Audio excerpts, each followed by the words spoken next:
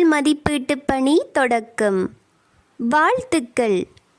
அனைத்துலக தமிழர் கல்வி மேம்பாட்டு பேரவையின் 2026ஆம் ஆண்டு பொதுத் தேர்வு விடைத்தாள் திருத்தும் வரலாற்று சிறப்புமிக்க பணி இன்று இனிதே தொடங்கியுள்ளது.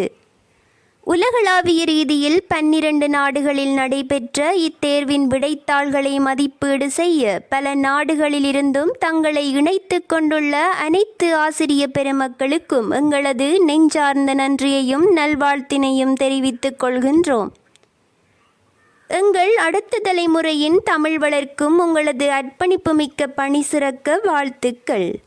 தமிழ் வளர்ப்போம், தரம் காப்போம். அனைத்துலக தமிழர் கல்வி மேம்பாட்டு பேரவை.